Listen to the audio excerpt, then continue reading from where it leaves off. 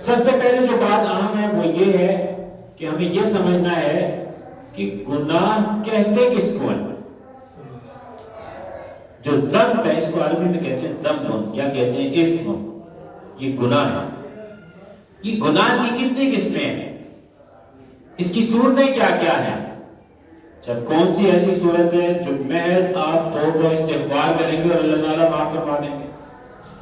کون سی ایسی صورت ہے کہ محض توبہ استغفار اس میں کام نہیں آئے گی, بلکہ اس سے ایک قدم آگے بڑھ کر اگر کسی کی حق تلفی کی ہے آپ نے تو آپ کو اس کی حق تلفی کا ازالہ بھگتنا ہوگا, اس کو ختم کرنا ہوگا.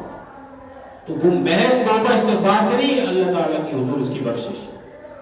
تو گناہ اس کی قسمیں کتنی ہیں. حاضرین عزیز وقار, گناہ کے بارے میں ایک عمومی ضابطہ ذہن میں رکھیے. گناہ کہتے ہیں جس پر اللہ کے ہاں عقاب ہو. ہر وہ قول فعل عمل جس کے نتیجے میں اللہ تعالی شرعاً جس کو اللہ رسول نے منع کیا ہے اور انسان اس کا مرتکب ہے, اب وہ گناہ کا مرتکب ہے. اس کی صورتیں کتنی ہیں. تو ائمہ کرام نے جو خلاصہ بیان کیا, وہ خلاصہ کیا کہ یہ گناہ جو ہے 4 قسموں کا ہے. اب آپ اپنی میں اس کی قسمیں پڑھوں گا تو ہم اپنی روٹین لائف میں دیکھیں گے کہ آیا واقعی ہم اپنے معمول میں اس طرح کی بشری لفظش میں مبتلا ہیں یا نہیں ہیں. فرمایا کہ یہ 4 اقسام 4 قسمیں ہیں اس گناہ کی. گناہ کی 4 قسمیں ہیں. پہلی قسم کے بارے میں کہتے ہیں قسم لا یغفر بلا توبۃ. ایک قسم تو وہ ہے جو توبہ کے بنا اس کی مغفرت نہیں ہے. لا محالہ آپ کو بل ارادہ بیٹھنے اللہ کے حضور توبہ کرنی ہے. اور وہ کون سا گناہ ہے؟ وہ کفر ہے. جو شخص کفر میں مبتلا ہے, وہ کفر میں مبتلا شخص بنا توبہ کے اس کی توبہ قبول نہیں ہوگی. یہ نہیں ہے کہ اس نے کوئی چھوٹی نیکی کی, بھلائی کر دی, اچھا عمل کر دیا تو اس کے بدلے اس کا گناہ معاف ہو گیا. ایسا نہیں ہوگا. کفر سے اسلام میں آنے, کفر سے مستقل توبہ کرے گا انسان تو توبہ ہی کے نتیجے میں اس کا گناہ معاف ہوگا, کفر کا گناہ معاف ہوگا. یہاں اس کو لازمی توبہ کرنی. دوسری قسم کیا ہے؟ ائمہ کرام کہتے ہیں کہ بھئی دوسری قسم ہے, کہتے ہیں یرجا ان یغفر بالاستغفار وسائر الحسنات. یہ وہ قسم ہے جس میں آپ اور ہم امید کرتے ہیں, اللہ کی بارگاہ سے امید رکھتے ہیں کہ اللہ تعالیٰ استغفار کے بدلے بھی اس کو معاف کر دے گا. آپ نے کہا استغفر اللہ العظیم, مثلا ہم یہ پڑھتے ہیں استغفر اللہ العظیم الذی لا الہ الا هو الحی القیوم واتوب الیہ. یہ ہم نے پڑھا ہے. اب اس کے بدلے بھی اللہ تعالیٰ معاف کر دیں گے. استغفار کیے گناہ معاف ہو جائے گا. پہلی صورت میں کیا تھا کہ توبہ کے بغیر نہیں تھا, اب کیا ہے استغفار کرے گا معاف ہو جائے گا. یہ کہ کوئی نیکی کی تو گناہ معاف ہو جائے گا. آپ نے چغلی کی, بعد میں وضو کر لیا تو اللہ تعالیٰ گناہ معاف فرما دیں گے. کوئی آنکھ کی لغزش کی, وضو کر لیا, گناہ معاف کر دیں گے. فرض نماز آپ نے پڑھ لی اہتمام سے تو اللہ تعالیٰ اس کو گناہ معاف کر دیں گے. تو جو حسنات ہیں, چھوٹی چھوٹی نیکیاں ہیں, وہ چھوٹی چھوٹی نیکیاں بھی گناہ کو بخشش کا ذریعہ ہے. یہ گناہ وہ گناہ ہیں جن کے بارے میں ائمہ نے کہا یہ صغائر ہیں, یہ چھوٹی چھوٹی لفظشیں ہیں. چھوٹی لفظ ذہن میں رکھیے کہ یہ جو چھوٹی چھوٹی لفظشیں ہیں یہ چھوٹی چھوٹی نیکیوں کے بدلے اللہ تعالیٰ نے معاف کرتے رہتے ہیں. استغفار کے بدلے معاف کرتے رہتے ہیں. حضور اکرم صلی اللہ علیہ وسلم کا اپنا معمول تھا استغفار کرنا. بعض روایات میں 70 دفعہ آتے ہیں, بعض میں 100 دفعہ آتے ہیں. تو کئی مشائخ بھی اپنے جو ہیں وہ متوسلین ہیں, ہمیں کہتے ہیں کہ آپ دن میں 100 دفعہ یا 70 دفعہ استغفار کریں. ہمارے سلسلے میں جو سلسلہ قادریہ ہے اس میں جو ہمارے مشائخ ہیں وہ کہتے ہیں کہ آپ سونے سے پہلے 70 دفعہ استغفار کریں. اب یہ انہوں نے طریقہ بنایا ہے, وظائف ہیں. تو استغفار سے کیا ہے, انسان سے جو چھوٹی موٹی لغزش ہوئی ہے اللہ تعالیٰ اسے درگزر کر دیں گے اور اس کی معافی طلب ہو جائے گی, معافی مل جائے گی. تیسری قسم کیا ہے؟ یغفر بالتوبۃ وبدونھا تحت المشیئہ، توبہ سے بھی مغفرت ہوگی اس کی، اور توبہ کے بغیر بھی اللہ معاف فرما دیں گے، بنا توبہ کے بھی مغفرت ہو جائے گی، اور وہ اللہ کے ارادے کے تحت ہے، اللہ کے ارادے کے تحت اللہ تعالیٰ فرمائیں گے، پسند فرمائیں گے تو معاف کر دیں، توبہ کے بغیر بھی معاف کر دیں گے اللہ تعالیٰ، پسند فرمائیں گے، ارادہ فرمائیں گے، اور اگر اللہ تعالیٰ اور توبہ کرے گا تو توبہ سے بھی معاف ہو جائے گی۔ یہ تیسری قسم ہے، اور تیسری قسم کے بارے میں ائمہ نے کہا کہ یہ کبائر وہ کبائر گناہ ہیں جو اللہ کے حقوق ہیں۔ اللہ کا حق تھا کہ آپ نماز وقت پہ پڑھتے، اللہ کا حق تھا کہ روزہ رکھتے رمضان کا، اللہ کا حق تھا کہ اگر آپ کے پاس مالی وسعت تھی، استعداد تھی تو آپ حج پر جاتے، اللہ کا حق ہے کہ جس کی مالی وسعت ہے، استعداد ہے، وہ قربانی دے۔ تو یہ جو اللہ کے حقوق ہیں، اللہ کے حقوق میں اگر کوئی شخص لغزش کرتا ہے تو یاد رکھیے کہ اللہ تعالیٰ توبہ کے نتیجے میں بھی اس کو معاف فرما دیں گے، اور اللہ تعالیٰ ارادہ چاہیں اور اس کا کرم فرمانا چاہیں تو اللہ کے اختیار ہے، وہ کرم فرما کے، لطف فرما کے، رحمت فرما کے بنا توبہ کرے بھی کسی کو معاف کر سکتے ہیں۔ تو اللہ کے حقوق ہے، اللہ تعالیٰ چاہیں تو معاف فرما دیں گے۔ اور ایک اس کی چوتھی قسم ہے، یہ وہ قسم ہے جس میں ائمہ کرام نے فرمایا کہ یہ قسم ایسی ہے کہ یہ آپ کو اب بدلہ دینا پڑے گا، یہ ایسے نہیں معاف ہونے والا۔ اور یہ وہ جملہ حقوق ہے جو حق آدمی ہے، جو لوگوں کے حقوق ہیں، لوگوں کو یاد رکھ لیجئے، لوگوں کا حق اگر ہم طرف کریں گے تو وہاں توبہ محض کام نہیں آئے گی، توبہ کے ساتھ آپ کو جو ظلم اس پہ کیا اس کو لوٹانا بھی پڑے گا۔ اگر کسی کے حق تلفی کی ہے تو اس حق کو لوٹانا پڑے گا، کسی پہ ظلم کیا ہے، کسی کی وراثت کا حق مارا ہے، کسی غریب کی تنخواہ ماری ہے، کسی پر ظلم کر دی ہے، تو اب ایسے یہ توبہ سے آپ کہیں جی آپ 1000 دفعہ توبہ کرتے ہیں تو ایسے مقبول نہیں ہے۔ اب آپ کو اس توبہ کے ساتھ اس سے معافی بھی مانگنی ہے، اس توبہ کے ساتھ آپ کو اس کا حق تلفی جو ہوئی ہے اس کا ازالہ بھی کرنا ہے۔ تو جو حقوق عباد ہیں ان کے بارے میں ضابطہ رکھ لیجئے کہ یہ محض توبہ سے معاف نہیں ہونے والے۔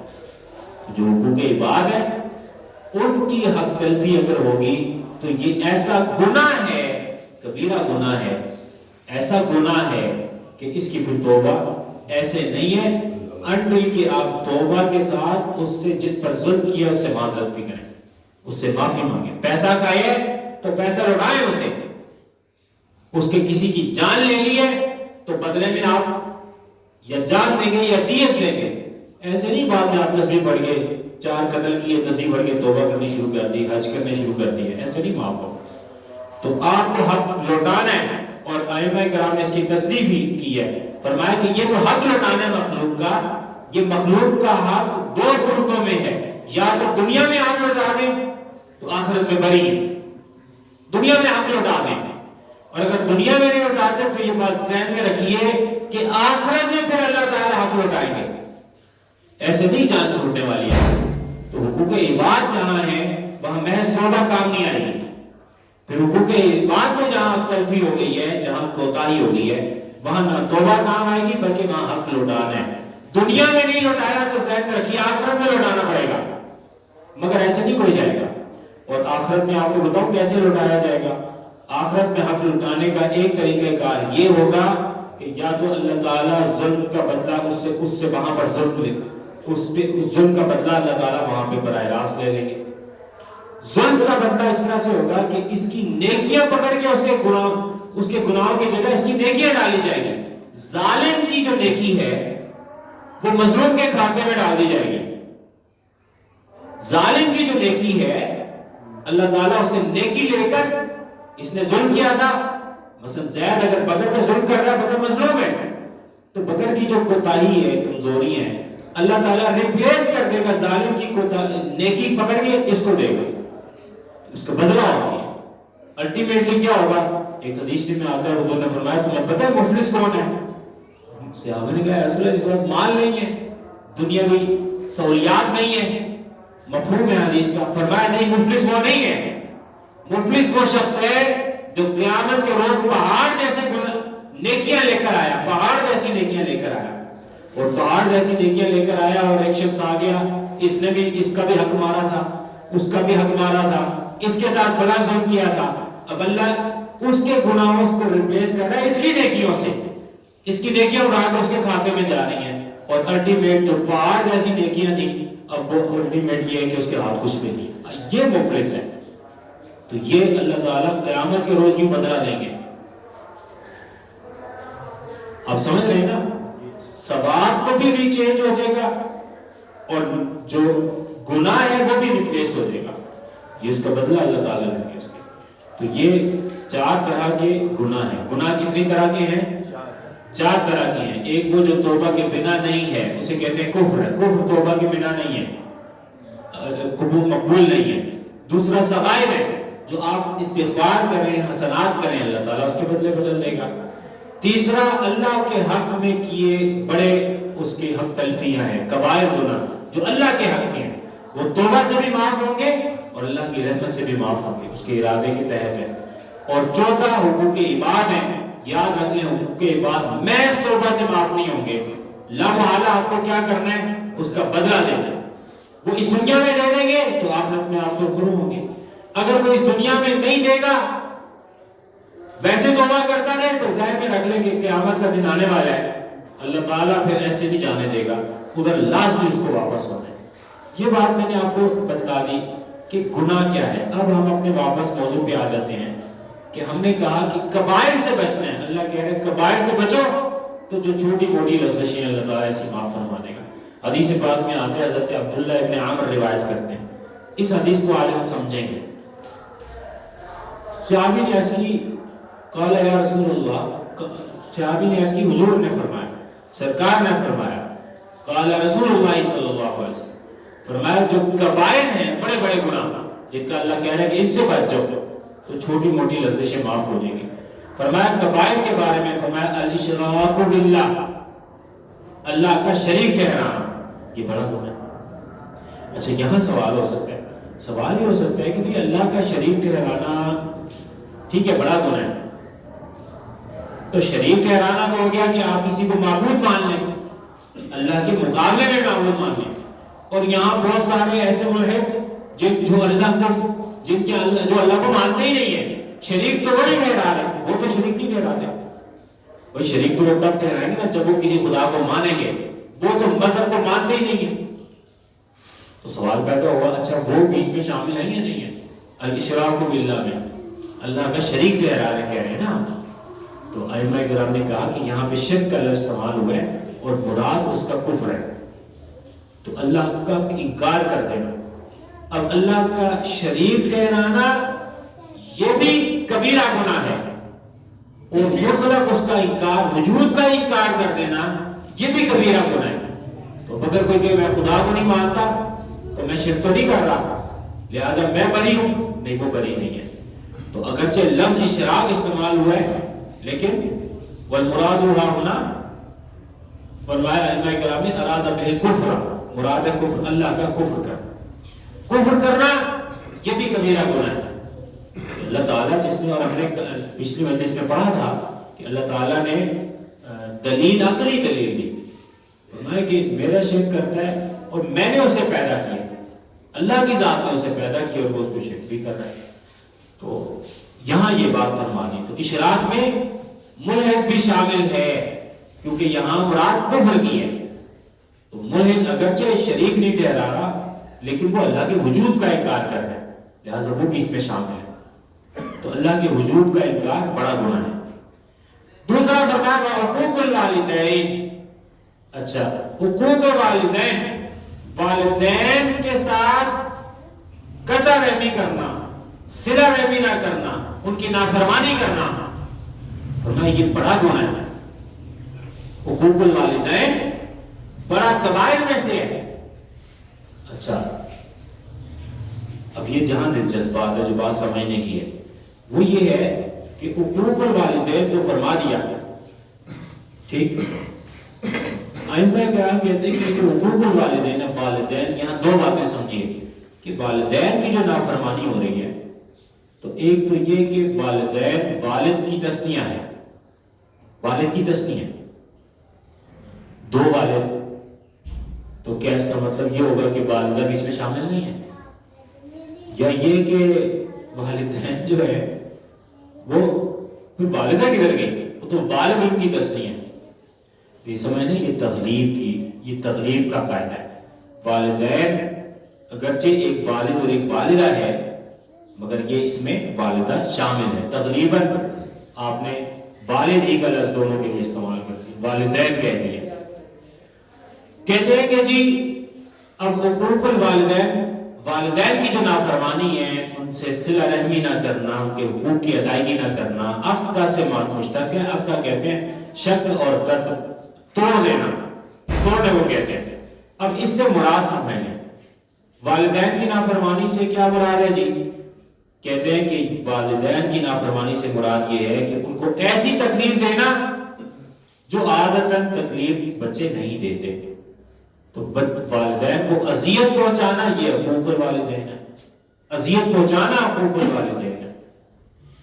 اچھا، ایک معنی یہ ہے، علماء کہتے ہیں کہ بھئی حقوق سے مراد یہ ہے مخالفت امر، وہ جو کہہ رہے ہیں اس کی مخالفت کرنا.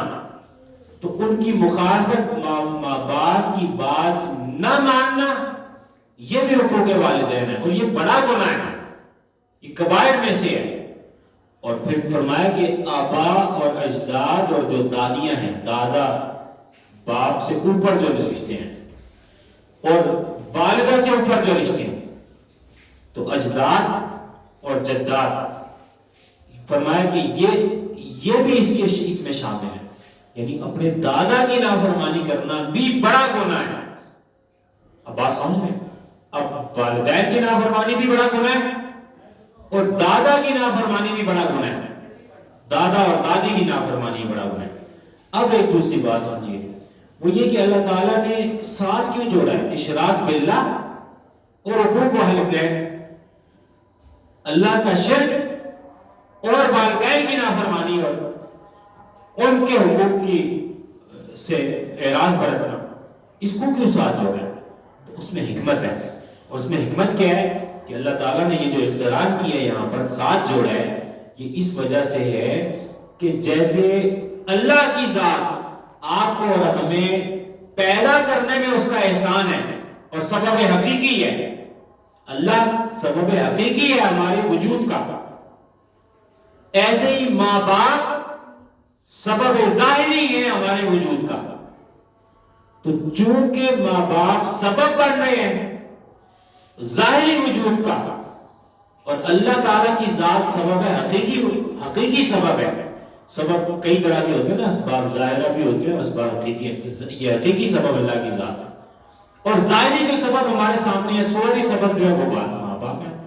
تو چونکہ دونوں مخلوق کی پیدائش میں، اس کے ظاہر ہونے میں، اس کو وجود دینے میں سبب بن رہے ہیں، اس لیے اللہ تعالیٰ نے دونوں کو ساتھ جوڑا.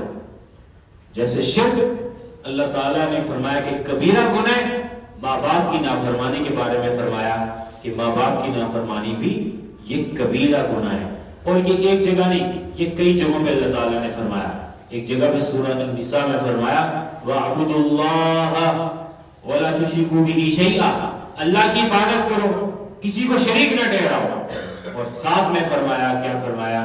وَبِالْوَالِدَيْنِ إِحْسَانًا، یعنی احسنوا بالوالدین، والدین کے ساتھ احسان کرو، بھلائی کرو. تو شرک اور والدین کا بھلائی ساتھ جوڑی اللہ نے. کیوں ساتھ جوڑی؟ اس وجہ سے کہ یہ دونوں ایک حقیقی سبب ہے آپ کے ہمارے وجود کا اور ایک سبب ظاہری ہے آپ کے ہمارے وجود کا. تو ایجاد میں کیونکہ سبب مشترک ہے، یہ سبب بن رہا ہے، سبب ہونے میں دونوں اللہ کی ذات بھی سبب ہے حقیقی معنی میں اور والدین بھی سبب ہے، لہٰذا اس کو ساتھ ہی جوڑ دیا اللہ تعالیٰ. اتنا اس کی اہمیت اتنی زیادہ اللہ تعالیٰ نے بیان فرمائی ہے. اور پھر اس کے بعد ایک اور جگہ پہ بھی فرمایا، قرآن مجید میں اس کی کئی مثالیں باہر صورت. یہ دو صورتیں ہوگی. اور آپ یہ دیکھیے کہ یہ والی صورت بھی ہے جہاں کبیرہ گناہ میں شرک ہے، وہاں حقوق والدین ہے، ماں باپ کی نافرمانی اور ان سے قطع رحمی کرنا، ان کے حقوق حق تلفی کرنا. دیکھیے یہ جو والدین کے ساتھ ہے یہ اب آپ کی آئلی زندگی ہے. تو اللہ تعالیٰ نے آئلی زندگی میں بتلا دیا، آپ کی جو فیملی لائف ہے اس میں بتلا دیا کہ والدین کے اگر حق ادا نہیں ہو رہا تو کبیرہ گناہ ہو رہا. اور ہمیں فرمایا کہ کبیرہ گناہ سے بچو گے تو چھوٹی موٹی اللہ تعالیٰ گناہ معاف فرما دیں گے. تو یہ کبیرہ گناہ ہے. اور پھر فرمایا وقتل النفس، جان کا قتل کر دینا. یہ ہم نے پچھلی نشست میں بھی کہا تھا، پڑھا تھا اس کو کہ قتل کرنا یہ بڑا گناہ ہے اور اس کی کسی طور اسلام اجازت نہیں دیتا. اور جس پہ ہم بات ختم کرنے جا رہے ہیں وہ تیسرا فرمایا الیمین الغموس ہے. یہ جو جھوٹی قسم نہیں کھاتے، جھوٹی قسم، فرمایا یہ بھی بڑا گناہ ہے. اب آپ یہ دیکھیے کہ والدین کی نافرمانی یہ فیملی میٹر ہو گیا. فیملی کے اندر جو ہمارے یہاں بالعموم بچے ناسمجھی میں کر دیتے ہیں مگر یہ کبیرہ گناہ ہے. اور میں نے آپ کو بتلا دیا کہ دادا اور دادی بھی اسی حکم میں ہے، تو دادا دادی کے حقوق کی بھی رعایت کریں گے ورنہ یہ کبیرہ گناہ ہے. اور پھر قتل نفس یہ ہمارے معاشرے کا حصہ ہو گیا. تو معاشرے کی اصلاح اس میں کہ قتل نفس نہ کیا جائے. اور آخر میں فرمایا کہ جھوٹی قسمیں، یہ جو جھوٹی قسم ہے اس کے بارے میں بھی آپ سن لیجئے، پھر ہم خلاصہ بیان کریں گے. جھوٹی قسم کا لفظ آیا، جھوٹی قسم یہ پوری سوسائٹی کا مسئلہ ہے، یہ ہمارے معاشرے کا مسئلہ ہے. اور جھوٹی قسم کیا ہے بیسیکلی، اس کو یمین غموس کیوں کہتے ہیں؟ تو ائمہ کرام نے فرمایا کیونکہ یہ انسان کو ڈبو دیتی ہے گناہ میں اور الٹیمیٹلی آگ میں ڈال دے گی. اور ہمارے یہاں یقین مانیے جھوٹی قسمیں کتنی زیادہ عام ہوگی جھوٹی قسمیں. اور قسم کھانا جو ہے نا وہ ہمارے یہاں کوئی چیز مانی ہی نہیں کسی نے. تو یہ جو جھوٹی قسم ہے، اور اس کے ائمہ نے کہا اس کا معنی یہ ہے کہ ماضی میں قسم کھا لے، اس کو پتہ ہے کہ وہ جھوٹ بول رہا ہے پھر بھی قسم کھا لے. اور یہ ہماری مارکیٹ میں بیٹھے ہوئے لوگوں میں یہ باتیں کتنی ہوگی، اور گھر بار میں بھی اب بچوں بڑوں میں جھوٹی قسم کھانا جو ہے سمجھنے کے یہ بڑا گناہ ہے. یہ کبائر میں اس کو شمار کیا گیا جھوٹی قسموں کو. اور ہماری گفتگو کا خلاصہ لیتے ہیں. ایک بات ایک اور حدیث میں آتا ہے، ایک اور وہ بھی ہمارے معاشرے کا مسئلہ ہے.